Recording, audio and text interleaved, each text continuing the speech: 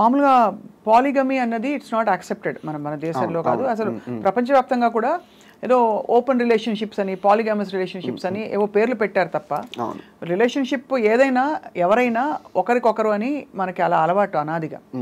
మనకి పురాణ గాథలు తీసుకున్నా లేకపోతే ఎక్కడ ఏ దేశం తీసుకున్నా కూడా. కానీ ఇక్కడ is there an implied monogamy in hijra relationships or trans relationships? లేవు. మొనోగమస్గా ఉండాలని రూల్ లేదు. రూల్ ఉండింది బట్ ఫాలో అవ్వరు. రూల్ ఉంది కానీ ఫాలో అవ్వరు. ఫాలో అవ్వడానికి ఎనీ స్పెసిఫిక్ రీజన్? అంటే mental makeup, easy availability of people.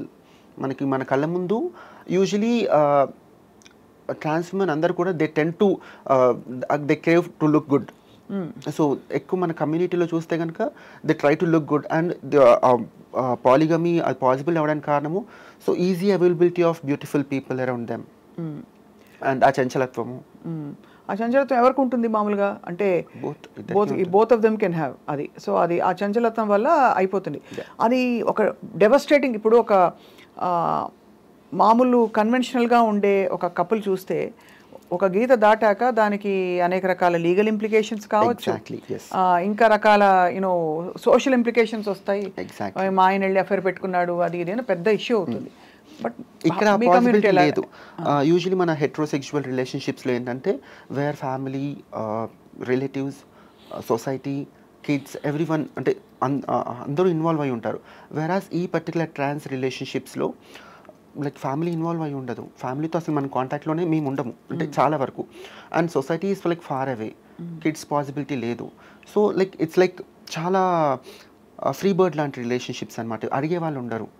అవును. లైక్ ఈ ఇద్దరు పర్సన్స్లో ఎవరొక్కరు విడిపోవాలనుకున్నా కూడా అడిగే వాళ్ళు ఉండరు. ఇటు తరపు వాళ్ళు కానీ అటు తరపు వాళ్ళని వచ్చి like what is what happening, కలిసి ఉండండి అని చెప్పడానికి కానీ విడిపోద్దు అని చెప్పడానికి కానీ ఎవరు ఉండరు.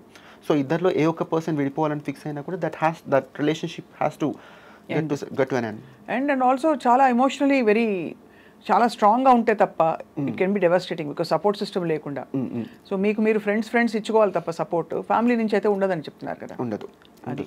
అండ్ ఇక్కడ ఫ్యామిలీ గురించి మాట్లాడితే పేరెంట్స్కి వాళ్ళ చైల్డ్ ట్రాన్స్ ఉమెన్ అయ్యాడు అనేది ఎంత ట్రామానో ఇంకొక అబ్బాయితో రిలేషన్షిప్లో ఉన్నాడు అనేది కూడా అంతే trauma. So there is nowhere వాళ్ళ పేరెంట్స్ వచ్చి సపోర్ట్ చేస్తారు లేదంటే ఇంకోటి అనేది అది జరగదు. అర్థం కాని విషయం, హైలీ ఇంపాసిబుల్ థింగ్ అది. ఇక్కడ అంకిత విషయంలో వాళ్ళకి తనకి అసలు ఏమాత్రం ఫ్యామిలీ సపోర్ట్ లేదు. నో అంకిత విషయంలో అది కాదు. వాళ్ళ ఫ్యామిలీ వాళ్ళు they are like very supportive, చాలా సపోర్టివ్. వాళ్ళ సిస్టర్స్, వాళ్ళ బావలు, వాళ్ళ mother they are like totally very supportive. ఎలాగ Ankita how did she achieve that? అంటే దట్ తను సాధించుకోగలిగింది తనకు కావాల్సిన అప్రూవల్, వ్యాలిడేషన్? అయితే తను ముందు నుంచి కూడా వాళ్ళ ఫ్యామిలీకి చాలా ఇంపార్టెన్స్ ఇచ్చేది. వాళ్ళ ఫ్యామిలీ నిర్ణయాలకి వాళ్ళు హర్ట్ అవుతారేమో లేదంటే ఇంకొకటి కూడా చాలా ఇంపార్టెన్స్ ఇచ్చేది. సో మేబీ తను ఇచ్చిన ఇంపార్టెన్స్ని వాళ్ళ పేరెంట్స్, వాళ్ళ ఫ్యామిలీ అర్థం చేసుకొని there might be a point like తనకి సపోర్ట్ చేసి ఉండొచ్చు. ఇప్పుడు అయితే ఈ పెళ్లి వరకు కూడా వాళ్ళు they were very completely supportive అని చెప్పచ్చు. ఈవెన్ పెళ్లిలో కూడా వాళ్ళ పేరెంట్స్, వాళ్ళ సిస్టర్ వాళ్ళే కన్యాదానం చేశారు. అక్క బావ. చాలా రేర్ కదా ఇది, రేర్గా జరుగుతుంది. బట్ వాళ్ళకి అది పాపం వాళ్ళకి కూడా ఒకలాగా హార్ట్ బ్రేకే. ఎందుకంటే మనకి తన అంకిత హ్యాపీనెస్ ఇంపార్టెంట్ అని అనుకుని వాళ్ళు కంప్లీట్గా తన చేంజ్ని ఎంబ్రేస్ చేసుకుని కంప్లీట్గా తనని వెల్కమ్ చేశారు. ఆ తర్వాత పెళ్ళయింది. పెళ్లి తర్వాత ఇప్పుడు అనుకోకుండా ఇలాగా విడిపోయారు. సో ఇది నిజంగానే ఒక బాధాకరమైన విషయం వాళ్ళ ఫ్యామిలీకి. సో ఏం జరుగుతుందో మన ఊహాగానాలు కరెక్ట్ కాదు because respecting their space and all that. But what did Ankita and Raj like in each other? I guess ఇద్దరికి ఒకరి పట్ల ఒకరికి they have mutual respect. Respect అంటే ఏదో గౌరవం అంటే దండేసి దండం పెట్టడం కాదు. వాళ్ళ ఈచ్ అదర్ ఫీలింగ్స్కి ఒకరికొకరు రెస్పెక్ట్ చేయడము.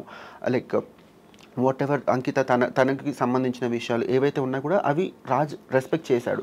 At the same time Ankita కూడా రాజ్ని the same respect, understanding and mutual respect ఉండింది వాళ్ళకి. So that is the key point ఒకరిలో ఒకరికి నచ్చడానికి అండ్ ఆ రిలేషన్షిప్ పెళ్ళి అండ్ ఇక్కడ వరకు రావడానికి కూడా those are the key points. And ఈ రిలేషన్షిప్ కనే కాదు ఏ రిలేషన్షిప్కైనా మ్యూచువల్ రెస్పెక్ట్ అండ్ అండర్స్టాండింగ్ ఈ రెండు ఉంటే that will work out and sometimes that might also not work out. So మీరు as a trans woman Subbalakshmi, ఈ మీ ఫ్రెండ్స్కి వాళ్ళకి మీకు కావచ్చు బ్రోకెన్ రిలేషన్షిప్స్ బయటకు వచ్చాక సహజంగానే కొంత గ్యాప్ అయ్యాక యు సీక్ అనదర్ ఆపర్చునిటీ, అంటే ఇంకోసారి maybe I'll find the right person అనిపిస్తుంది. అలాగా అది హ్యూమన్ టెండెన్సీ. అది ట్రాన్స్ మెన్, మెన్, ఉమెన్ అందరికీ doesn't matter, everybody keeps looking out. So ఎలా, హౌ డు యూ ఇవాల్వ్, అంటే how do you get to know yourself better? నా గురించి అడుగుతున్నారా? మీ గురించి అంటే anybody in general from the hijra community, from అంటే how do they get to know నాలోని నేను ఇంకా ఏం సరిదిద్దుకోవాలి నా నేచర్లో, నా కన్ఫ్యూజన్స్ ఏంటి, లేదు నాకుండా ఏంటి ఇన్సెక్యూరిటీస్ ఏంటి అని చెప్పి. బికాస్ అయితే ఈ పర్టికులర్ టాపిక్లో వేరే వాళ్ళు అంటే కమ్యూనిటీ వాళ్ళు ఎలా ఆలోచిస్తున్నారు నేను చెప్పలేను, కానీ if it is like my personal thing, మీకు చెప్పినట్టుగా I was in a relationship and ఇప్పటికైతే నాకు ఒక అవగాహన ఉంది, I'm not suitable for relationships అని చెప్పేసి. ఒకవేళ బై ఎనీ ఛాన్స్ ఫర్దర్గా ఉండుంటే కనుక నేను పాత రిలేషన్షిప్లో ఏవైతే నేను లైక్ నాకు I'm like little strong minded person, so అలా కాకుండా రిలేషన్షిప్లో కూడా పట్టువిడుపు అనేది ఉండాలి. లైక్ మనము మిగతా ఎట్లయితే బాసిజం చూపిస్తామో అదంతా మళ్ళీ రిలేషన్షిప్కి వచ్చేసరికి చూపించకూడదు. I have learn few things అనమాట. సో అది ఇంకే బై ఎనీ ఛాన్స్ అది జరగదని అనుకుంటున్నారు. బట్ ఒకవేళ జరిగినా కూడా ఇంతకుముందు ఏదైతే మిస్టేక్స్ చేశానో అవి మిస్టేక్స్ అని చెప్పలేను, అది లెర్నింగ్ కావాలి. అది జరగకుండా ఉండాలి. ఎందుకంటే ఒకవేళ ఆ రిలేషన్షిప్ ముందుకి బ్యూటిఫుల్గా జర్నీ బాగుండాలంటే కనుక ఇవన్నీ లైక్ చిన్న చిన్న ఏవైతే ఉన్నాయో అవి సరి చేసుకోవాలని నేను అనుకుంటాను. కన్వెన్షనల్గా మనకి చెప్పబడింది ఏంటంటే అబ్బాయిలందరూ డామినేటింగ్ బాగా స్ట్రాంగ్గా ఉంటారు, డామినేట్ చేస్తారు, అబ్యూస్ చేస్తారు, ఇలా చేస్తారు. అమ్మాయిలు మీక్గా ఉంటారు, వల్నరబుల్గా ఉంటారు, వంటింట్లో ఉంటారు, ఇవన్నీ చెప్పబడ్డాయి. సో ఇప్పుడంతా సొసైటీయే ప్రోగ్రెసివ్గా మారిపోయింది. సో ఇప్పుడు అన్కన్వెన్షనల్గా ఇవాల్వ్ అవుతున్న హిజ్రా కమ్యూనిటీలో వాట్ ఆర్ యువర్ ప్రయారిటీస్ అంటే టిపికలీ? అంటే subjective. Again, it's very subjective. Yeah. It is. So, like, I have seen many trans women taking physical abuse also. Women would feel out that. I don't believe in that. And there are also like strong-headed persons, strong-minded women unnaru. ఎలాగ ఈ particular thing ఏంటంటే ఇందులో కూడా usually trans women relationships work out అవ్వకపోవడానికి reasons ఏంటంటే ఇద్దరు strong minded people మధ్యలో కూడా conflicts clash of the Titans అంతే బేసిక్ గా. అంటే బుర్ర క్లాష్ అవుతాయి. ఎగ్జాక్ట్లీ. అందరికి ఎలా అవుతాయో అది ట్రాన్స్ ఉమెన్ అనే కాదు, even if it is a women and men ఆ ప్రాబ్లం వస్తుంది. అంటే నేను ఎందుకు స్పెసిఫిక్ గా ట్రాన్స్ ఉమెన్ గురించి అడిగానంటే along with your physical changes mental గా కూడా మీకు చేంజెస్ అవుతాయా? అంటే where you become softer, more emotional. అదేంటంటే of course we become soft and more emotional. కాకపోతే ఈ సొసైటీ త్రూ ఇదంతా ఫేస్ చేసి వచ్చినప్పుడు కొంతమంది రెబల్ అయిపోతారు. వాళ్ళు ఎటువంటి సిచ్యువేషన్స్ ఫేస్ చేశామో అనే దాన్ని బట్టి వాళ్ళ బిహేవియర్ కూడా మారుతుంది. చాలా సాఫ్ట్గా చిన్నప్పటి నుంచి ఇంతకుముందు మీకు చెప్పాను, చాలా జెంటిల్ బిహేవియర్ ఉన్న వాళ్ళు కూడా సొసైటీ వాళ్ళని చూసే విధానం ప్రకారము లేకపోతే ఫ్యామిలీ వాళ్ళని యాక్సెప్ట్ చేయకపోయే విధానం ప్రకారము చాలా రెబల్ అయిపోతారు. అండ్ వాళ్ళకి ఆ ఎమోషనల్ ఇంబ్యాలెన్స్ అనేది ఏర్పడుతుంది అనమాట. ఎప్పుడు ఎట్లా రియాక్ట్ అవ్వాలి అని తెలియకుండా కొన్నిసార్లు చాలా రఫ్గా బిహేవ్ చేయడము, అండ్ బయటకు వచ్చేసి మళ్ళీ ఇంటికి వచ్చేసిన తర్వాత చాలా ఎమోషనల్గా లో అయిపోవడం, ఇదంతా జరుగుతుంది. ఎందుకు నేను స్పెసిఫిక్గా అడిగానంటే మార్పు చెందిన తర్వాత అంటే from wherever you are మీరు ఉండవలసిన పరిస్థితికి చేరుకున్న తర్వాత ఆటోమేటిక్లీ అది రీబర్త్ లాగా ఒక కొత్త లైఫ్ ఏర్పడేలాగా అక్కడ నుంచి మీరు you have to trace your steps and మీ రియాక్షన్స్ ఏంటి, మీ your equation with the society is brand new కదా అక్కడి నుంచి. So in that context obviously relationships ఇంకా కాంప్లెక్స్గా అనిపిస్తూ ఉండొచ్చు మీకు. అయితే have to tell you this thing, when ఈ ట్రాన్స్ఫర్మేషన్లో we go through HRT, hormone replacement therapy. దీనివల్ల ఏంటంటే ఆల్మోస్ట్ విమెన్కి మెనోపాజ్ స్టేజ్లో ఎటువంటి లైక్ టెండెన్సీస్ అయితే ఉంటాయో the same we go through అనమాట. సో మూడ్ ఫ్లక్చుయేషన్స్ కానివ్వండి లేకపోతే హాట్ ఫ్లాషెస్ రకరకాలుగా ఉంటాయి. సో ఇవన్నీ కూడా మన మైండ్ మీద మన ఆలోచన విధానం మీద ఇంపాక్ట్ చూపిస్తాయి. అండ్ ఎట్లా at this point of time మళ్ళీ రిలేషన్షిప్ కాన్ఫ్లిక్ట్స్ కూడా దీనికి యాడ్ అవుతాయి. మనం అప్పుడున్న ఆ ప్రెషర్లో ఆ ఎమోషనల్ ఇంబ్యాలెన్స్లో we cannot say what kind of decisions we take and how we behave. Beyond the physical aspect మీరు you're not cut out for marriage అన్నారా, రిలేషన్షిప్స్ అన్నారా? Is like far away thing, not even relationships అనిపిస్తుంది. you're not cut out, Subbalakshmi is not cut out అని మీరు feel అవుతారు అలాగా. So beyond the physical aspect of relating with a man or having a man in your life and saying okay I'm a woman అని, what is it being a trans woman for you? What does it mean to you? If అదంటే కనుక like irrespective to like man coming to my relationship పక్కన పెట్టండి, అంటే there are so many single women, there so many single men. So what is it being a single trans women?